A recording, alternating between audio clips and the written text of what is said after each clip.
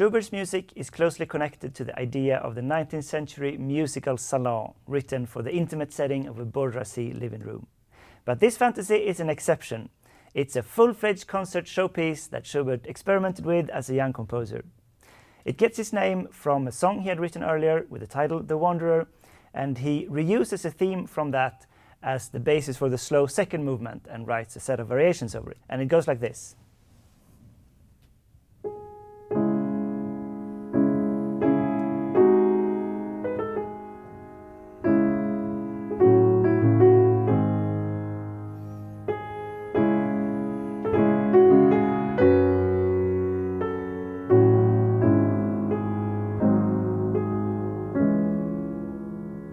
And the content of the lyrics is also carried over in the piano version with the character. It's about this resigned reflection of a traveler who feels he doesn't belong where he is and searches for happiness elsewhere.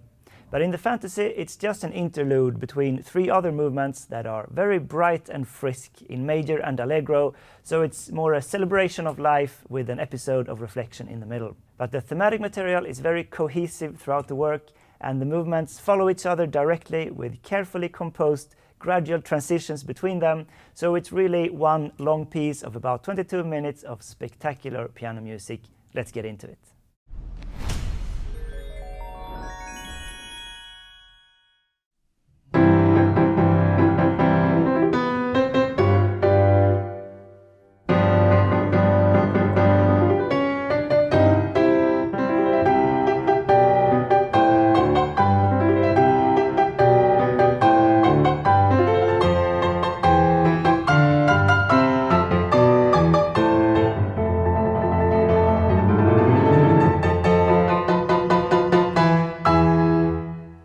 So the thematic material of all movements is connected through the rhythm. In the slow second movement, we have this rhythm from the song. So it's a quarter note followed by two eighth notes. And it kind of has this feeling of walking to it, like going continuous motion. Now he takes this rhythm but puts it in a tempo more than twice as fast in the first movement. But it's the same quarter note followed by two eighth notes, and we get this. It's kind of a good, confident running speed. Anyway, the motif here continues with some arpeggios, and this chromatic inching upward to a half cadence, so C major, and then going to G7, which is the dominant 7, that's a half cadence, ending the phrase on the dominant, and then the answering phrase goes back from the dominant to the tonic. Back to C major. Now we get an answering phrase on a secondary phrase level, so some more energy. So it's a shorter statement, it comes 2 times. Third time takeoff.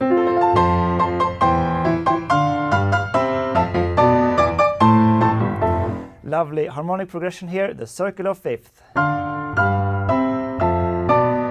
So in the scale, and then like kind of choosing the stop to get off is the A minor with this E7, and then going to F major 7, and we get this dropping down to piano and tremolo and crescendo. Really exciting music.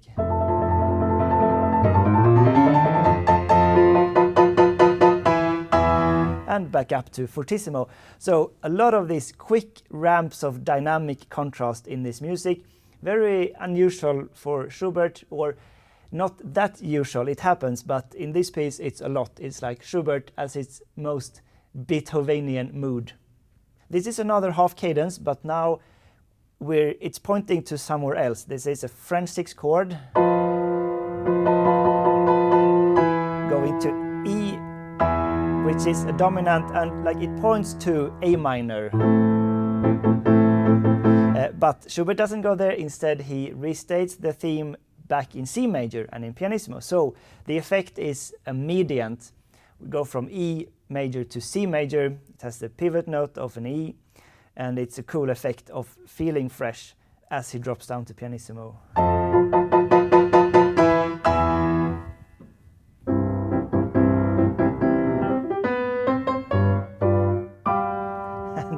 lovely comment. It's a variation. A little bit of humor in there. Anyway, it's a full restatement of the theme, the variation, and again, outburst in fortissimo.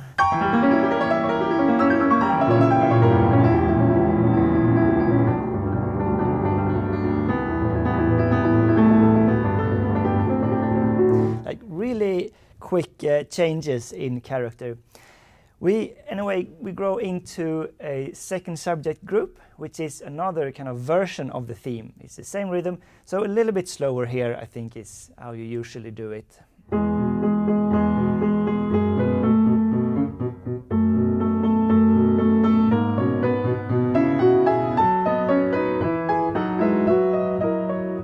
So we get a lot of interaction here with the left hand, very well crafted with interesting entries. And also a typical Schubert sudden shift between major and minor with the next statement here. So E major.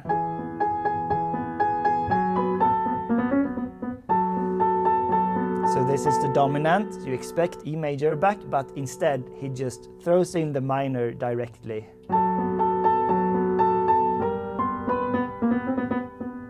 This is E minor and the aching chromatic neighbor notes. And it's the context that makes it really lovely Schubert plays. In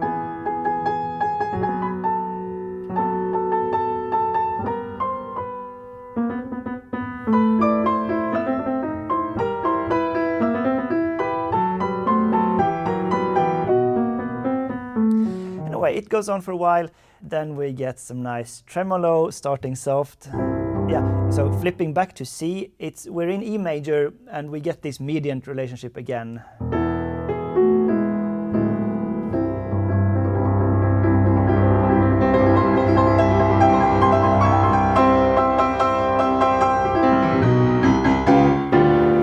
So that's the theme coming back. He throws it upside down to get the continuation with the downward arpeggio in the left hand instead. Lovely variation. And another detail I realized when I was learning and playing this, you can think about the pedaling. And you can hear different in the beginning if they either do like a more cleanly classical style.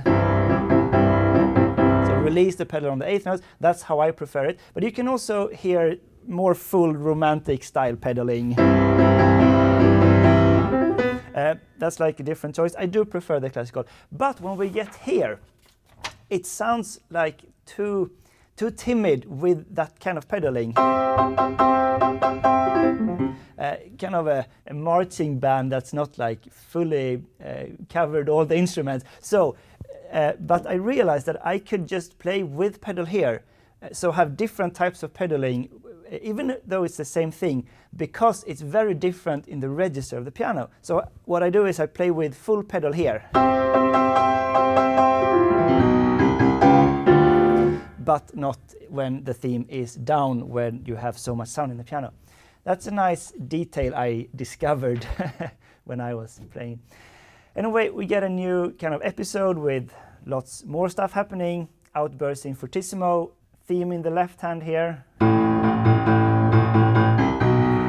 This is the version of the theme when we had it in E major. Like they come in slightly different versions, and with the right hand.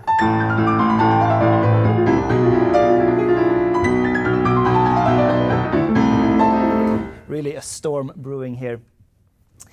After a while, we get a longer lyrical section, which is like the middle part of the movement. And it's a new idea, a new theme. And this is really why we love Schubert. He can write these melodies that are simple, but perfectly balanced and beautiful, and they just seem so effortless.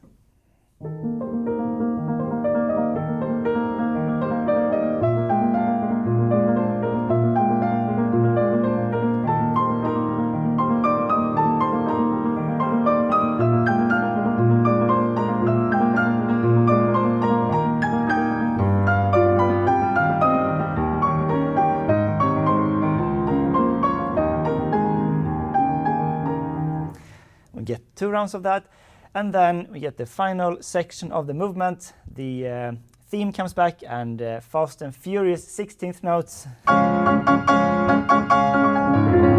Yeah, really hard. This is notoriously hard for the pianist, the writing, especially when we get to the end of it. And there's a fun anecdote. Schubert was playing this in his home with some friends, and he was performing the piece, and he actually got to the last movement, but then it just fell apart in his playing, and he rose up from the chair and shouted angrily, "Let the devil himself play this stuff." So it's not just us pianists, even the composers sometimes. But like, this is one of those places you could easily think you could miss out on, because it's not really possible to do in tempo with all the octaves that comes here. So you need to find some solution to it, either kind of drop down the tempo a bit, but I prefer to just reduce some of it, to skip some octaves and just play one note instead. I'll show, I mean, you might think this is not allowed, but I don't care.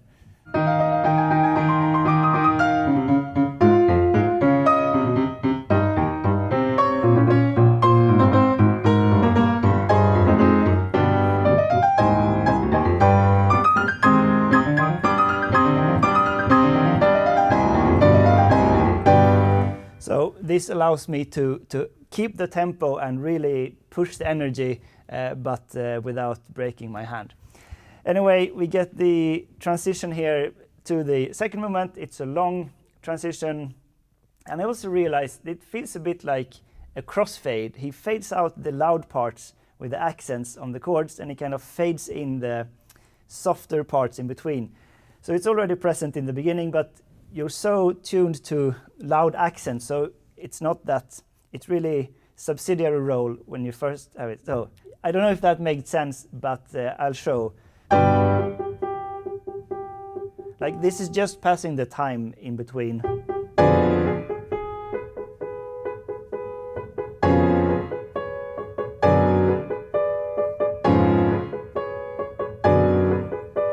So he keeps these accents and now starts moving harmonically. It's interesting.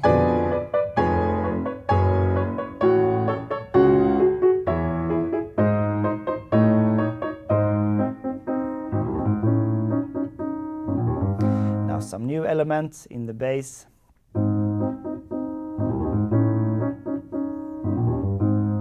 And now these loud accents are gone, and we have just this rhythm left.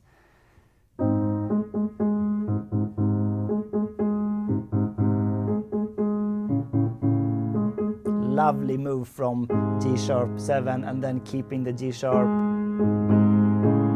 but moving the bass. Well, it's not exactly like that.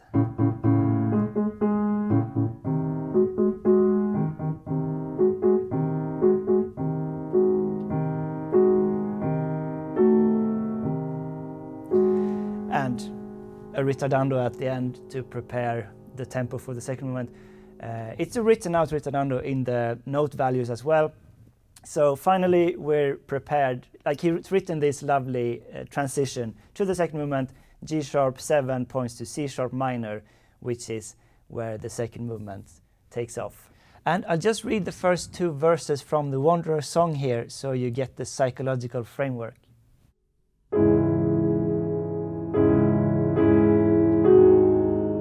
From mountains high down to the shore, the valley streams, the sea does roar. I walk in silence full of care, my sigh keeps pondering on the where. The sun here seems to me so cold, wilted the bloom and life here old. And what they talk is but hot air, I am a stranger everywhere. And after this we have kind of 6 variations and 2 extra dramatic bridges in between. And I'll go through them to show what ideas Schubert uses to make it fit together into this lovely movement. So first we get some nice 16th notes rolling, and we go immediately to E major, so a little bit more positive.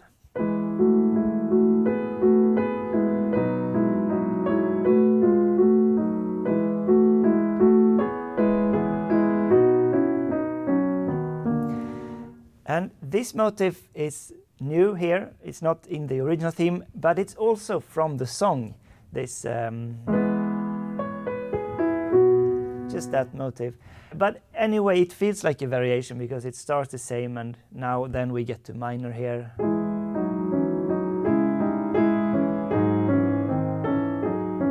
Something new.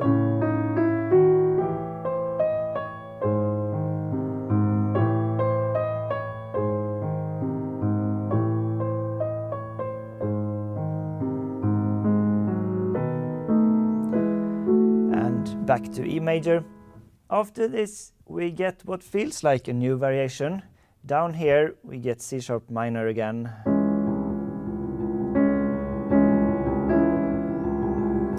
But it's just the beginning of this bridge that grows to a dramatic flurry. Really nice, fateful trill in the low register, very similar to what he also does in the big B-flat major sonata, the last sonata. You have this menacing trill.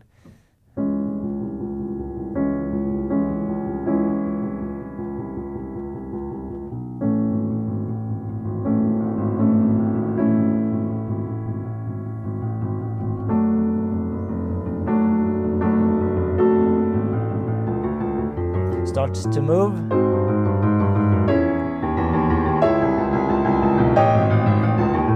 And grow up.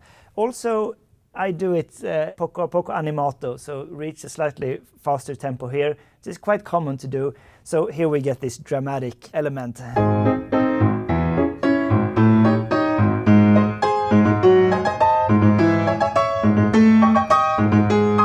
With this interplay between the hands. Goes up and down like a wave, and this is like the body of the movement. We get 4 statements of the themes, but they're only half the length of the original theme, because it varies after just half of it. He throws in a new variation. And we start in C sharp major, which is the parallel major, another typical Schubert tool he uses, but then they flip between C sharp major and minor. So yeah, first one we get nice triplets.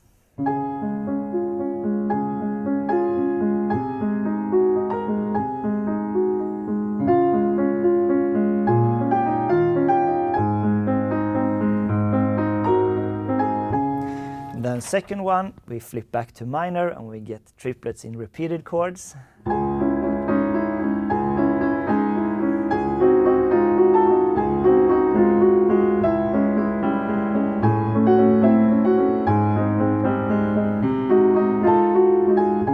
Now it starts to get really hard, this movement too, because you have to have a lot of things in the left hand to differentiate the bass and move quickly to these lovely inner voices.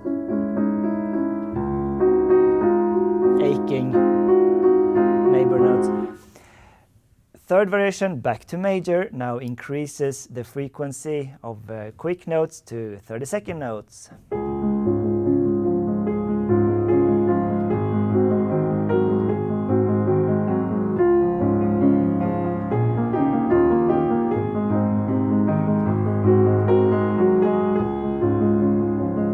And for the fourth time, one step further, 64th notes in the right hand and lovely scales, even harder of course.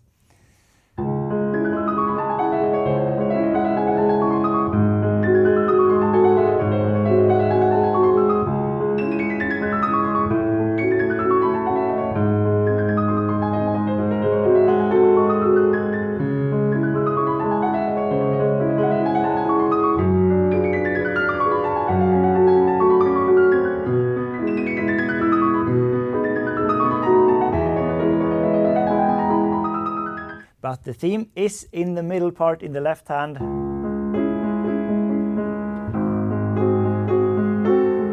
With the neighbor note.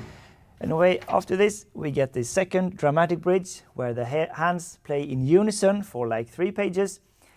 Quick notes, dramatic outburst.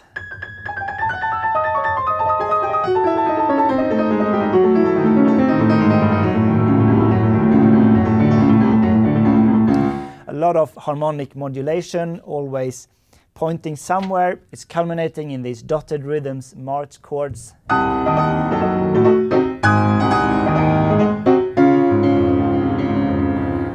And this is the final variation, and it's really a magical place. I get goosebumps here.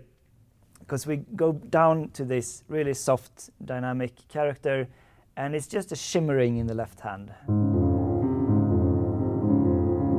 And tremolando.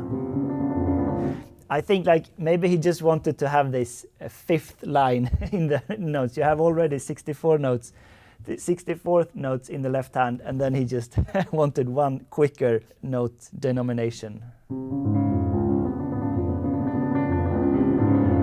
It's just a sound you create really close to the keys to get this. And then the melody comes.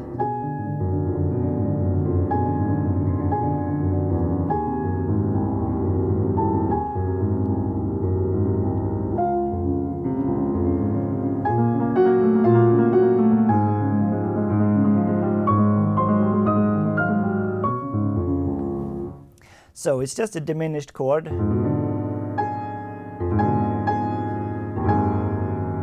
To a 7, G sharp 7. But this neighbor note really hints about the minor mode. Like you feel like this feels like C sharp minor, and then he just flips it to the major instead. Which is this amazing effect.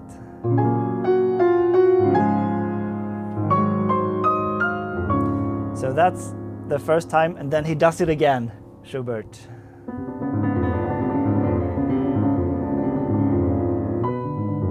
Now the melody is a little bit higher, but it's the same chord.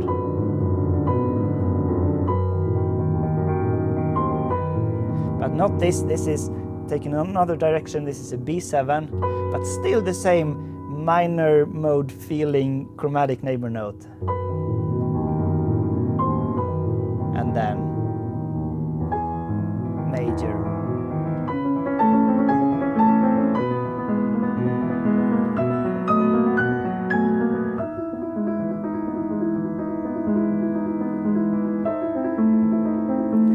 So just final kind of echoes of the melody here. We're in E major and then kind of a plagal cadence, A minor to E major.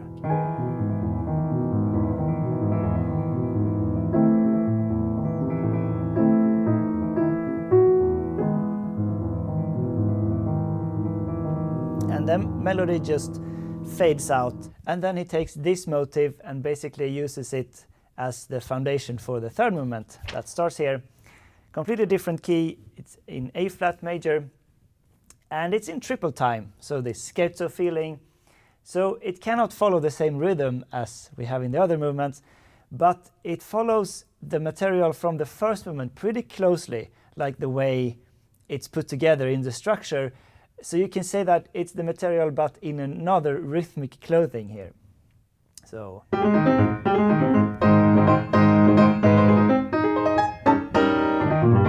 you have the same type of arpeggios upward, and then the chromatic inching to the dominant as a half cadence, and then the answering phrase going back.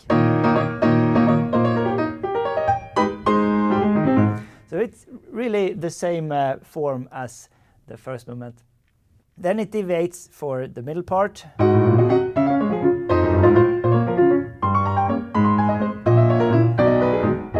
But then we get the same tremolo and chromatic run.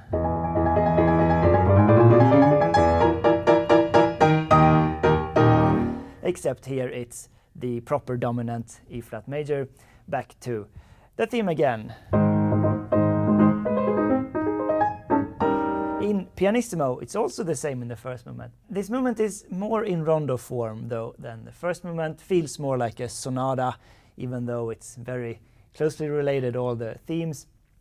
But we get some new type of episodes here with these accented rhythms.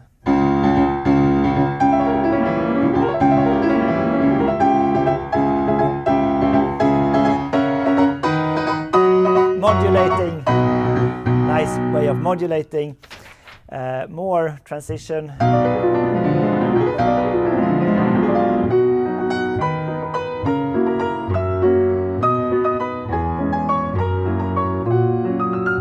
To this another lovely Schubert theme. So this is what we call the second subject for the third movement. This is also related to the lyrical section of the first movement. If we just compare the melodies, not exactly the same, but so this one. So if we take the first 3 notes of that and the last note, this is what we have as the theme. So it's another key here, but it's the same contour, it's all I'm after. Not the same harmony, but and not the same intervals, but the same contour, and stretched out, so 1 bar each.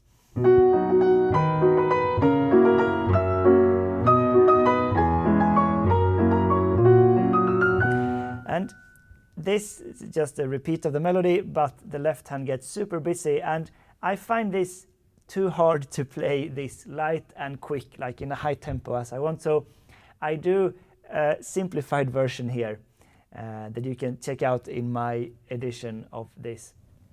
It goes like this.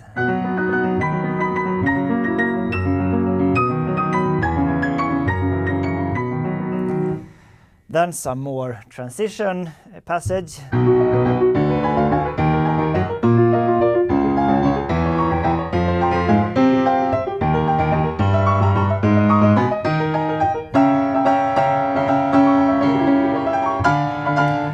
And so on.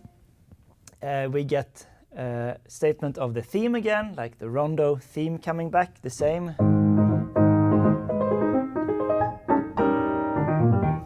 And then we get the second subject, but now in A flat major, the home key.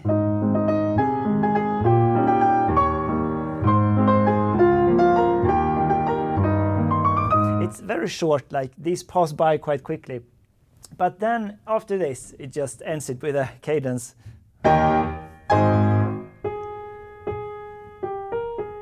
Now we get a longer middle section.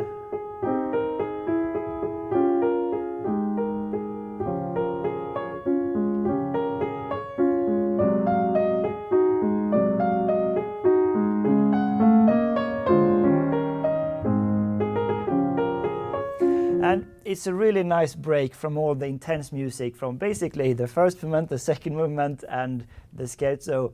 This is like the most relaxed section of the whole work. It's really nice break to breathe. But the theme is again related to the second subject. If you call this the third subject or the middle section, it's the same contour, like even more closer to the first movement. Now, if it's the same key,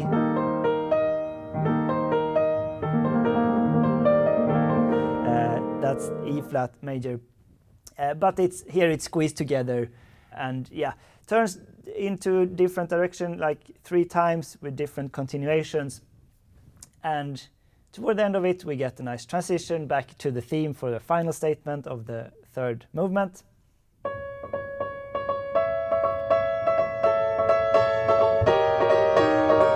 So let's look at this. It starts as a D flat, but this is like the D, B double flat. It's A major. It goes from A major to E flat 7. This is the old tritone substitute, or tritone move, because there's something with the leading notes. Like if you would have an A7, you would have 2 shared notes with the E flat. This is a point of symmetry between notes. Here it's not an A7, it's just an A, so it's only the third, the D flat, that's the same pivot note in the chord. Anyway, the theme returns.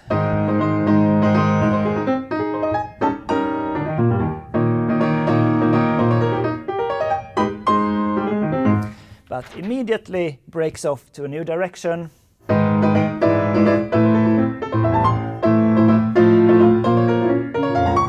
And this is like a substantial coda or a mini development or a long transition to prepare the last movement, the finale. By the way, hand crossings help here a lot.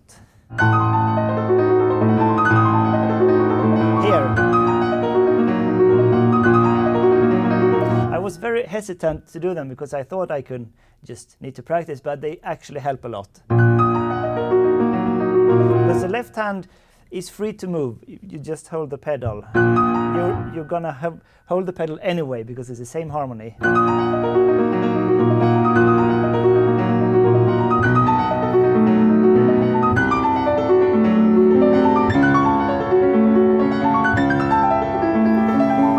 Nice harmonic modulations.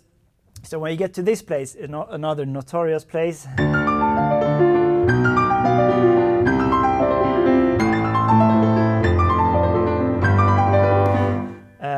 Really hard to catch all this, but if you do the hand crossings, what I realized is that when I got to this place, the right hand was much less tired and I could hit the notes much easier because with the accuracy, because it wasn't tired from doing all the tense movements of doing the arpeggios by itself.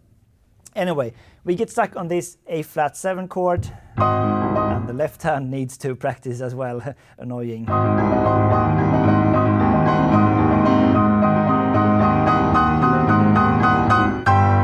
Approaching a perfect cadence, a G 6/4 to a G, going to C major.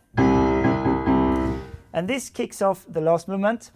And here we get a statement of the theme, or like one version of it, a mutation, because we recognize the beginning, the first 4 bars.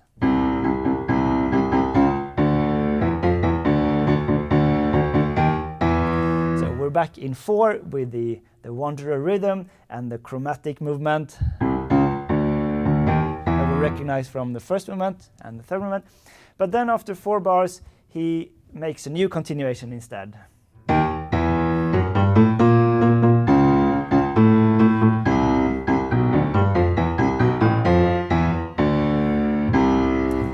And here Schubert presents this theme in a fugue exposition. So he adds voices to play the same subject in slightly different positions, and then the previous voice continues with the counter subject, and they fit really well together. That's the basis of a fugue. And typically, as we see here with the counter subject, it plays rhythms on complementary points where, like, the main subject has a long note, the counter subject plays quicker notes, and vice versa. So it fits well together. Let's have the whole exposition.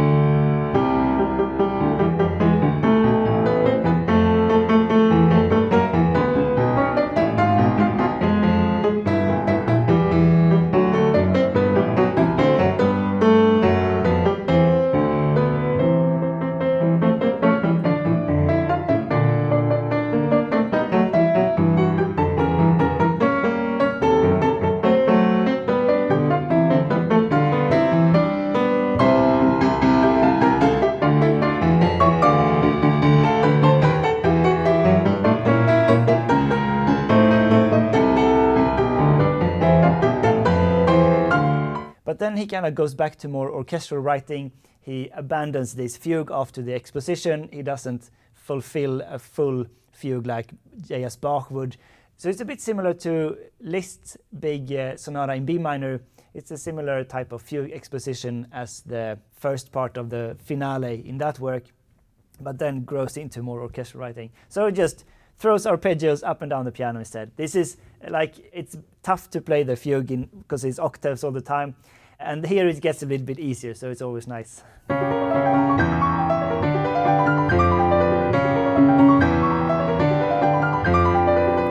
Anyway, after a while we get some lovely sequences. This is hard for the left hand again, but I'm just going to play the harmonies.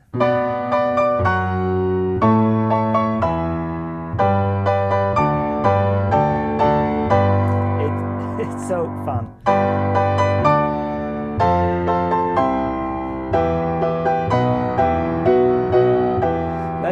It resonates with a much more modern way with these sus chords. And here is another fun moment after this. It's like he realized, oh right, I was writing a serious fugue. I need to get back to that.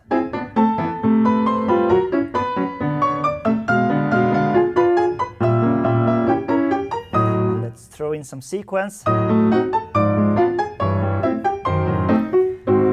Ah, what the hell?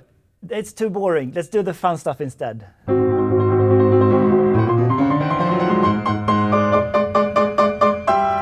So this we recognize again from the first movement, this tremolo and the chromatic run.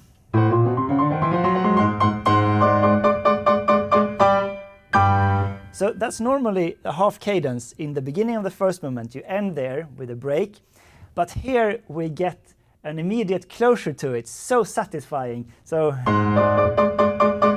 it's approaching the dominant, and we get the a cadence, the dominant going to the tonic. So satisfying. This kicks off a theme in the left hand again, and the right hand plays a more orchestrated version, a filled out version of the counter subject. It's getting tough to play this here too.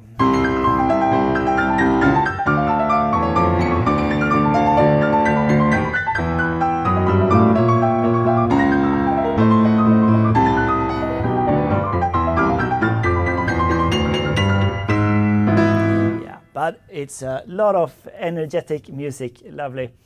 If you can just get it right, a lot of practice. There's a lot of sequences. You get this movement that's the end of, the end of the subject. He just puts that in a sequence 4 times. So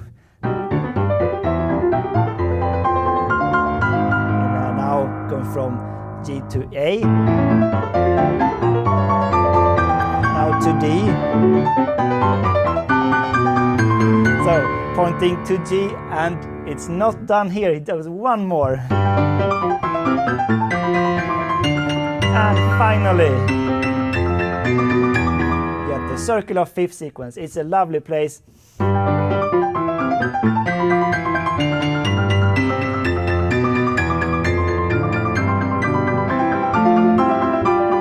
And then there's just Rossini progressions, you know.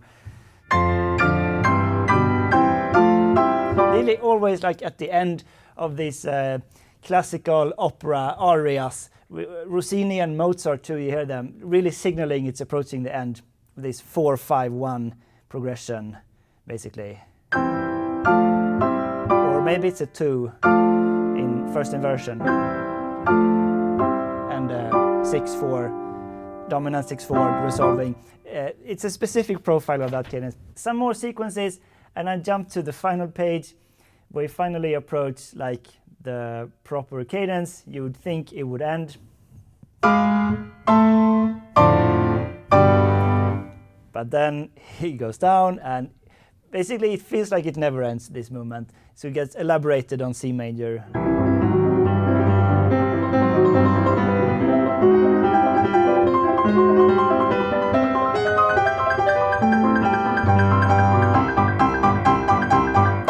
Like a Beethoven symphony, this pounding, perfect cadence. But it's not done yet. We do a lot of arpeggios over C major.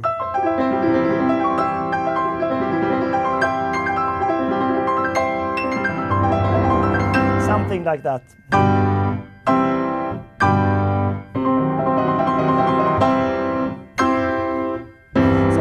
Finally, it's a lot of fireworks. It ultimately finds the end point of it, and it feels very much like you're coming home to a big party after a long journey of traveling. Thanks for watching Sonata Secrets. The Patreon shoutout goes to M. Thurston.